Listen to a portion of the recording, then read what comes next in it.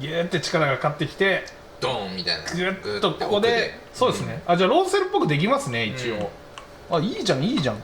モザレーシングからですね、新しいハンドブレーキ、新しいっていうかこれ初っすね、モザからだと。あ、結構重いっすよ。なんか軽々しいなと思ったんですけどね、見た目。本当だね。あ、まあでもしっかりしてるっすね。これなんかなんでこういう構造にしちゃったんだろう。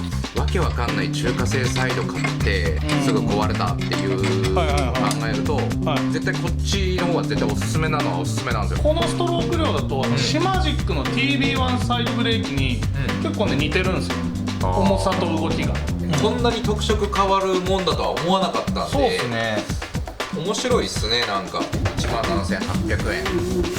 いや、まあまあすげえ頑張ったでしょうがね、ただ一応ね、ちょっとさっきももちゃんがどうもガレクトリートルトモです。モザレーシングからですね、新しいハンドブレーキ、新しいっていうかこれ初っすね、モザからだと。そうですね。まあ新しくはないんですけど、うちに届いたのが遅かったんで。あ、なるほど。そう SNS とか見るとみんな結構使ってるみたいなんで。お、じゃあ後出しになるんだ。ちょっと開けてみましょうか。結構ねこれ安いっていうんで、どんぐらいなんだろう価格。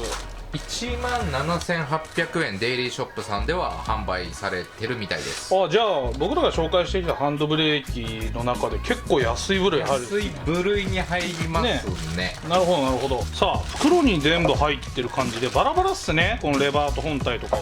あ、結構重いっすよ。なんか軽々しいなと思ったんですけどね、見た目。本当だね。あ、ユニットはめっちゃ軽いわ。あ、まあでもしっかりしてるっすね。これもアルミ全部。アルミっぽいですね。ケーブルが2本、 PC 接続用の USB と、これあれですね、モザのハンコンユニットにそのまま接続する用のケーブルがついてるんですね。と説明書っすね。中国語と英語、まあ図が載ってるんで見れば分かる感じ。アプリケーションでこう入力のね、こう強弱とか設定できるんで、後でちょっと紹介しましょうか。で、工具とビスが結構入ってて、あ、これが交換用のバネですね。もう最近当たり前になってきたんですね。セッティングができるようになってるっすね。一回こう分離されてるんで、ちょっと組み上げてみましょうか。これどう、あ、これこうやって合わさる感じ。これだけ挟み込みとかじゃないんですね。俺もそう思った。あ、なるほどなるほど。まあまあこれも簡単で別にいいよな。あ、で、なるほど、こうネジが別に切れてるわけじゃないんですね。こんな感じでただの穴なんで、ボルトナットでかしめて止める感じですね。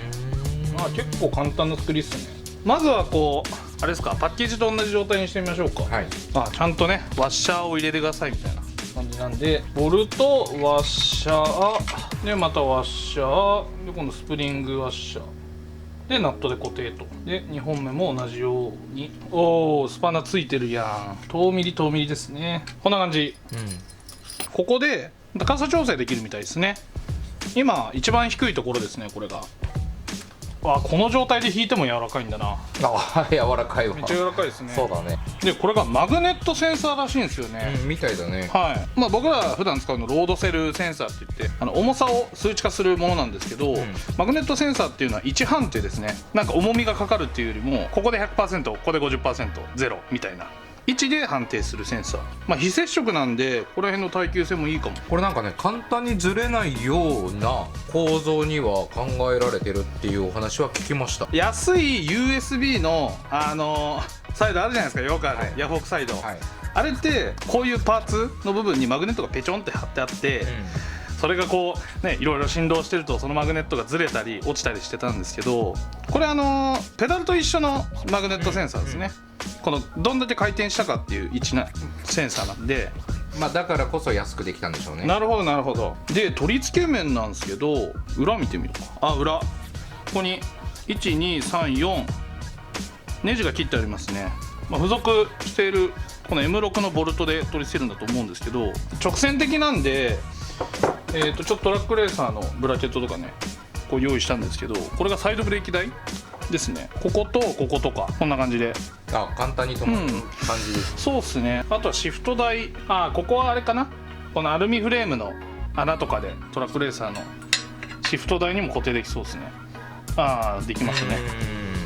アルミフレームにもここの穴とこっちの穴使って直付けできるですね。ただ今までのサイドっていうのがこのつける面に対してこう上がってたじゃないですか。はい。でこれって横組みっていうか横引き用にできるのかな。ちょっとやってみましょうか。横引きってこれだよね。あ、それや。これ角度が変わるっすわ。これ付け方で、要はここの角度に対してこんな感じで付けられる角度が変わるっすね。パッケージと同じような感じでつけてみましょうかね。根元変えられたらよかったのにね。そのテコの原理で引いた感じがどうなるかですよね。おかしいとかなんか柔らかい硬いとかも変わってくるでしょうから。この状態だと支点にめちゃめちゃ近いんで、多分ちょっとしか動かないはず。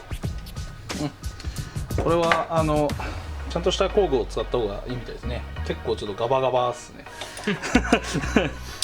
ちょっとこんな出方があるんでなめちゃうかも。横引き、あ、結構動いちゃうな。結構固く締めないと動いちゃう。あ、うん、そう、これのおかしさ分かります？今の動きのこう引くんじゃなくて倒れてるって感じですね。そうそうそう、これってまあこの位置だとこういう風に引くはずなんですけど、後ろに引いてるもんね。ちょっとほら新しいデバイスってさ、手元に届いたら慣れは必要じゃん。まあ慣れれば引けるですよ。ここの部分、はい、これ SNS でも、はい、バカ肘とか腕とか当たるって言ってたんですけど、当たりそうやな。この辺がこう引く時に肘当たるのかなと僕思ってたら、そもそも引く時に腕ここに刺さるわ。あ、なるほど。すごく残念。あ、マジやあ、これ横引きできんじゃん。これ慣れる慣れないの問題じゃなくて毎回当たるし、どうするんだろう。ちょっと前にしてみましょうか。これなんかなんでこういう構造にしちゃったんだろう。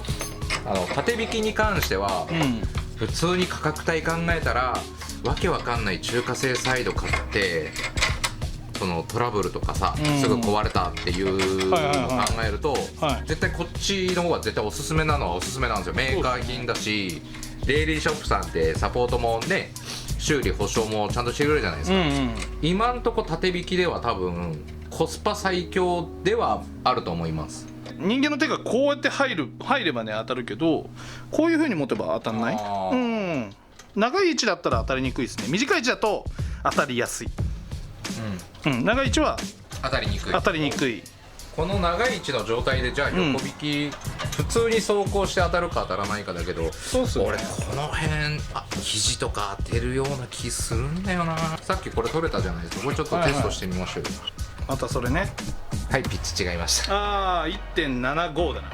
1.25 は合わなかったんで。そうだね。変える人おる？いや、変える。あ、でも 1.75 ってあるわ。1.75 多分変換のがあるんで、変えれるんだったらもっと長くして、確かに。だったらもっと後ろにつけれるから。ああ、確かに。あとテコの原理で、この辺で引いてる方がよりっぽくはなるじゃん。そういう長さが変わるから。ちょっと本締めこれでしてみたんで、まあな、ここで 100% みたいな感じだよね。付属のこのセッティングパーツついてきてるんで、ちょっと変えてみましょうか。精密ドライバーついてくるんですね、ちゃんと。こうなんかちっちゃいドライバーなんですよ、このカバー。プラスなんだ。そう、プラスなんですよね。六角にしてきてほしかったな。俺絶対舐める自信あるわ。そう、舐めますね。もう舐めそうじゃん。舐めないっしょでも精密ドライバーやっぱ変えた方がいいですね回しづらいです、やっぱ。テンションかからないんでね、トルクかかんないんで、締め込む時に強く締めすぎると多分舐めますね。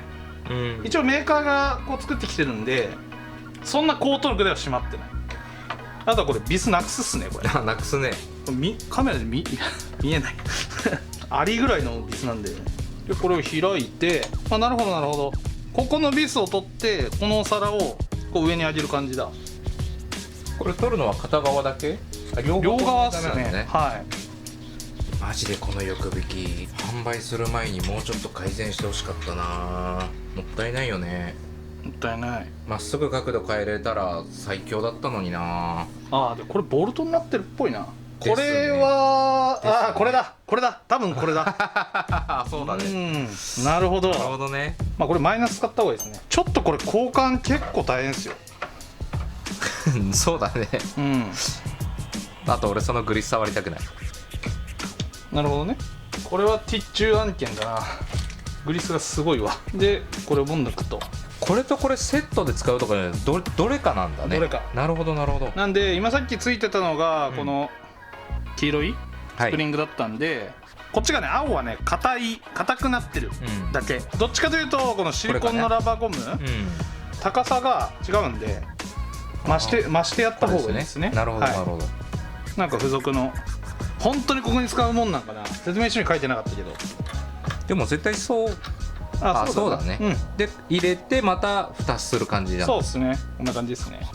これはめっちゃ時間かかるな。で今取り付けが終わりました。結構ね時間かかるっすね。コックピットに設置してどれにするかっていうところだけなんで、その後ほらこれにしようこれにしようとか特にないじゃないですか。うち的にはどうでした？こっちの方が良さそうでした。今ちょっとじゃあ引いてみますね、こっちの方がねぽい、なんかロードセルっぽい雰囲気ってそうですね。ここが、こう伸縮してゴムが潰れる感じなんですけど、ゴム結構柔らかいね。結構柔らかいですね。これ結構好きなんですけど、柔らかいかも、実車税とかには結構そうっすね。すぐね、でも調整しやすそうなのってバネよりなんかこっちっすよね。ただねちょうどいいんですよ。結構短いなと思ったじゃないですか、レバー比、これ以上長いとねもうちょっとこれ以上強くできないですね。そう長すぎても長くなるほど、こういうところには当たりにくくなるけど軽いね。軽さとあれか、てこの原理でそうですね、とんでもなく軽くなっちゃうんで、メーカーはねそういう風に作ってきてるのかなっていうイメージですね。そっか、これ例えば長くこうグリップ変えて長くして、引いた感じはぽくはなるけど柔らかさは余計出ちゃうっていうデメリットがあるんだろうね。めっちゃ柔らかくなるんです多分。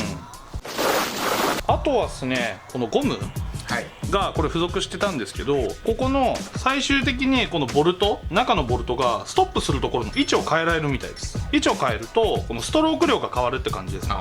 手前にできるんでストローク量が短くなる。なるほどなるほど。でもこんだけあっていいと思う。こっちの方がでも雰囲気も出るもんね。こんだけないと調整ってほとんどしないと思うんですけど、する人は調整できないと思う。でもあれですね、この合成感とかはしっかりしてるから、多分この価格で一番引き合いに出るのって、うちも別動画で出しますけど、ファナテックのサイドブレーキになると思うんですよ。でファナテックって中の構造も、結構持たないじゃん。1年から2年以内に大体壊れてる人多くて、なおかつ実車税がいくとここ曲がっちゃうんですよ。ぐにゃぐにゃになっちゃうから、そういう意味ではすごく頑丈だから、同じ価格帯で引き合いに出すとしたらこっちの方が全然優秀だと。頑丈。ファナテックでプレステやりたい人以外で PC のみの人だったら絶対こっちの方がおすすめ。同じ価格ならね。同じ価格なら。コックピットにつけて、ちょっとどういう状況でつけられるかっていうのをちょっといろいろ試したいですね。行ってみましょう。例えばガイアショールームの方に来ました。 TR160 ですね、今回装着するコックピット、アルミフレームなんでこういうブラケットにつけるかアルミフレーム直接につけることができるんですけど、とりあえず縦引き状態でアルミフレームにポン付けしてみますか。こんな感じ。ちょっとここだと近すぎるんですけど、高さ的にどうですか？もうちょっと高くていいのかな。引き合いに出すとこに VNM がついてますけど VNM 結構高めっすね。ちょうど間欲しいかも。なるほど。でもこれグリップほら、ちょうどグリップだけ、社外品変えたらちょうどいいぐらいだよね。ハンドル大体ここ持つの多いじゃないですか。この横来てほしいんで。なるほど。でも多分ここでもシフターに近いから、ここが好みっていう人も多そうですね。じゃあちょっと仕様変更してみましょう。じゃあこれが横引きモードですね。でこれでフレームにポン付けしてみてください。これで今角度がいっぱいの状態、この横引き状態、それから縦にするしかないです。思ったよりね、ちょっと締めてないけどグラグラです。まっすぐ、だから、引く瞬間違和感あんのと、ちょっと俺の体映してもらうと分かるんですけど、脇が異様に広がっちゃうんで、力が入らんす。これ多分ちょっと高いんですよ、位置が。位置がね、なんでこれまあまあちょっとこう下目について、この位置どうですか？この位置ならうんいけるけど、当たるあここ当たるんだ当たる、やっぱりなるほどなるほど。シフトチェンジしたりとかすると、これほらダメ。ハンドル切るときに当たります。フレームで下に下げるとこのシフターまでも下がるじゃないですかあちょっとそっか帳尻がね合いづらいですね。はい、もう一つはこういう取り付け方があります。ここちょっと今 VNM ついてるんですけど、はい、これあーアルミフレーム立ってます。縦にこう。そうですね。この状態ってどうですか？まあもっと前に行きますけど、これはね、すごく下下がっちゃう硬く感じるのと、うんそう下にこう引くからソフトクリームでも入れるんかなっていうような操作になっちゃう。まあ、今回トラックレーサーでちょっと僕ら、走行してみるのはこの縦引き状態ですね、でフレームに直接つける状態の位置でちょっとここら辺外して、もうちょっと前に設置してやってみましょうか。そうですね、それがね一番調子いいかもしれない。確かに、うんもしくは、これはいはいはいはいここに止めれたら、ベースプレートも良さそうですね。アルミフレームよりちょっと上がってるんですね。2、3センチ、3センチぐらいかな、なんで3センチ、アルミフレーム直付けより3センチぐらい高くなってます。これ縦引きだったら多分違和感ないっすもん。ちょっとやってみましょうか。とりあえず一旦シフト外して仮付けしてみたんですけど、ちょっと引いてみてください。ストローク長すぎんくないですかこれ。今さっきここ横引きでちょうどいいねって言ってたストローク長い方にしてたんですけど、これ短い方にちょっと変更します。でもともとこれついてて2枚重ねできると思いきや、これビスの長さこれがこのプレートにつくんですけど短くて、なんかこれ替え用のゴムっぽい。ここの減るってこと？減るっていうかね、今さっきこうちょっと跡つけてみたんですけど、こうボルトの跡がつくんで結構ここ減っちゃうっぽい。減っちゃうっていうか、沈み込んじゃうっぽいんで替え用っぽいですねこれね。とりあえずこれでストッパー位置を手前側ですね、奥側に移動してみました。ちょっと引いてみてください。確かにストロークは短くなったけど、ここまでが遊びって感じぐらいふにゃふにゃになりました。でそこから奥が今度極端に硬すぎます。半分の1欲しいですね。このストローク量だとシマジックの TB1 サイドブレーキに結構ね似てるんですよ、重さと動きが。だから俺なんかなんていうんですか、ヤフオクのああいう安いサイドってすごいストローク量が長くて、なんかカチャカチャみたいな軽い感じだったじゃないですか。こっちの方がねなんかシム製品っぽい動きはしてるイメージ。ただ強くこう押すと、こう見えますかね、強くレバーを引くとこのウニってねこのゴムが出てくるんですよ。ここねこれ多分ゴムの劣化激しくて、もしかしたら切れちゃう。ただ通常ここ蓋されてますからね。蓋でここは抑えられるんでしょうけど、結構な力かかってるんで、これ以上の力ではちょっとあれかな、入力するのはなかなか難しい。本物のね油圧サイド僕引いてきたんですけど、ストローク全然ないっす。なんかこんな感じ。でももうちょっとねやっぱりある感じはある。ちょっとストローク短すぎるかなっていい感じ。 VNM ってこのぐらいまで倒れるじゃないですか、あれはなんかこう調整がすごいしやすくて、いろんなサイドブレーキの再現ができるんですけど、ちょっと調整幅が少ないかなってイメージですね。角度をここから倒れるっていうのもあるんですけど、そうこれ以上倒してもハンドルね奥になっちゃうし、ペダル硬いの嫌いな人、カチカチなの嫌いな人は、さっきの長くストローク長い状態かバネをおすすめします。ちょっとこっちの方が今回ロードセルに近いんで、ロードセルっぽい入力ができるのかっていうのをちょっとやってみましょうか。で後方の USB 端子に USB 接続してこんな感じですね。ここはモザ専用のポットです。でこれで取り付けとパソコンへ USB で接続ですねできましたんで、モザピットハウスっていうアプリケーションを使って制御します。これはシマジックと一緒でハンコンも全部一括して、管理できるアプリケーションですね。で今はちょっとサイドブレーキしか認識してないんで、サイドブレーキがアクティブになっていることを確認して、これで認識してるっていう意味ですね。で、アプリケーションサイドブレーキのマークを押すとこんな感じで認識してます。じゃあちょっと触ってみましょうか。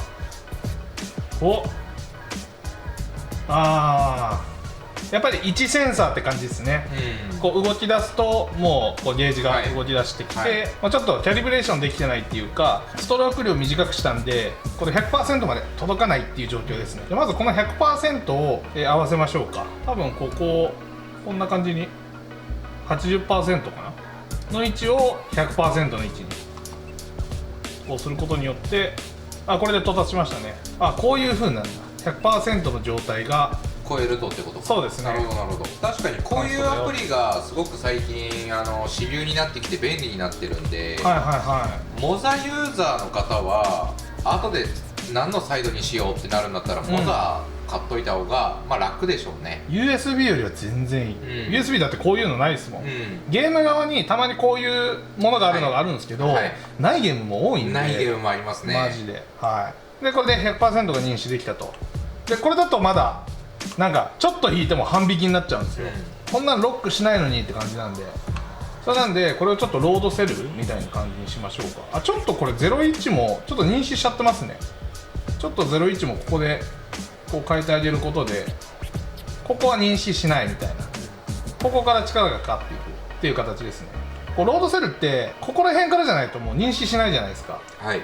なんでこのバーの手前側ですね、もうゼロに近い方をちょっと下げていきましょう。多分こんな感じじゃないかな。こういう曲線ですね。ここにプリセットもありますね。上にポンって押すとこう自動的にこんなプリセットできますよっていう感じだ。これでもまだ強いですね。こんな感じじゃないですか。ロードセルってギューって力がかかってきてドーンみたいな。ギュッとここで、そうですね。じゃあロードセルっぽくできますね一応、いいじゃんいいじゃん。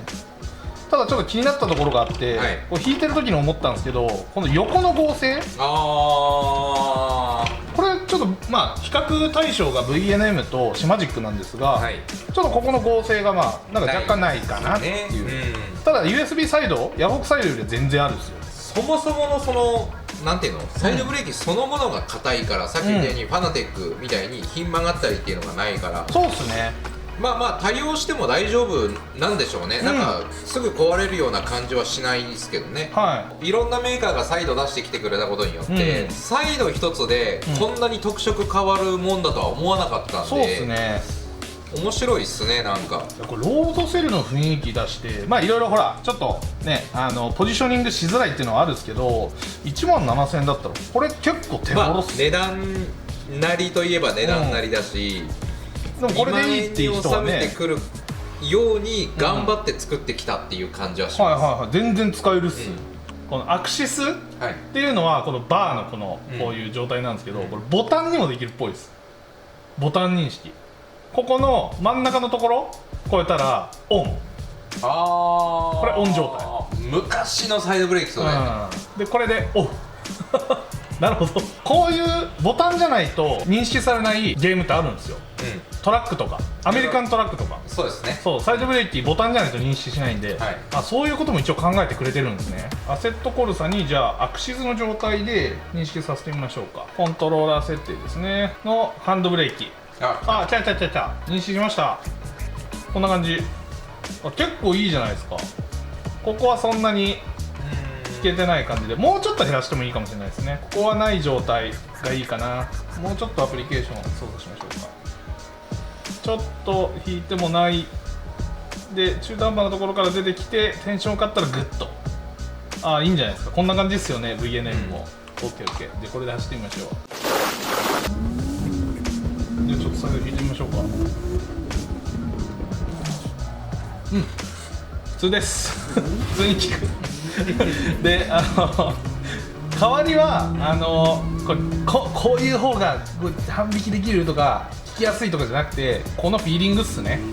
その 100% になるまでのフィーリングを自分好みにどれだけしたいかって感じですね。別に USB のああいうほらストローク長いサイドでも別にぶっちゃけそんなに挙動変わんないじゃないですか。まあね、確かに。ただ癖としてちょっとサイド引く人いるじゃないですか。完全ロックしないぐらいの俺、この人はこうやってね走る人は意外にこれ関係してるかも。いきなりガッと引かれない、挙動がいきなり変わらない感じ。僕追走中待つ時その癖あります、はいはいはいよく使う。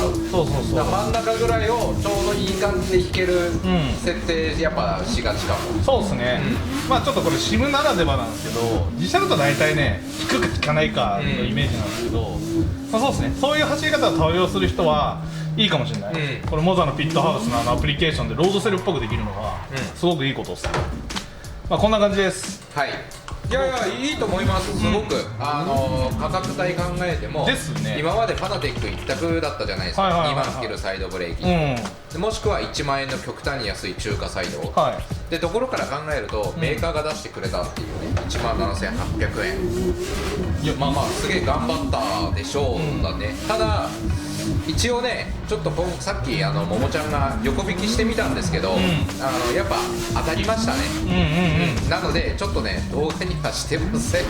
横引きはちょっとないかも、ちょっとなしで、さっきももちゃんも言ってたじゃないですか、そのグリップ長くするにしても、なんかレバーをそもそも長くするにしても、まあまあてこの原理で柔らかくなっちゃうから、横はどう考えてもちょっとないかな、どうしてもっていう人は、まあ、コックピットの位置とかも考えて、雰囲気だけでも横引きっていう人いるかもしれないけど、まあ肘当たります。肘当たるし、横引きのその状態にしたじゃないですか、操作感とかもちょっと他と比べられないぐらいかもしれない、ちょっと他が良すぎて、そうですね、まあ、ただもちろん、他は全部2万超えますからね。そうっていうのと、ぶっちゃけ慣れるんで、そうなんで、ぶっちゃけ肘も当たってても当たらないように人間が工夫するようになったりとか、それはね、本当そうなんだ。できないことは絶対ない。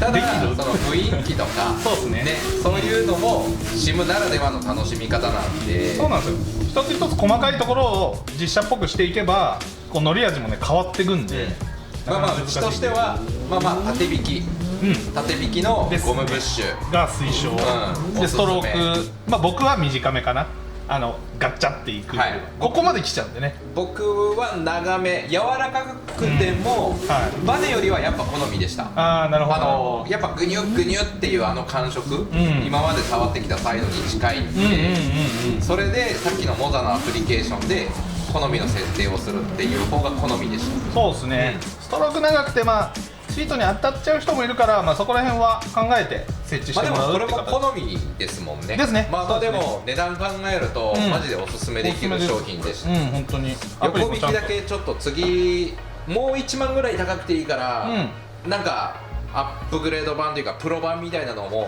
ぜひモザには作ってほしいですね。ワンチャンあるかもしれないですね。じゃあまた新しい製品来ましたらこんな感じでレビューしたいと思います。はい、それではまた次回の動画でお会いしましょう。ガヤップリでした。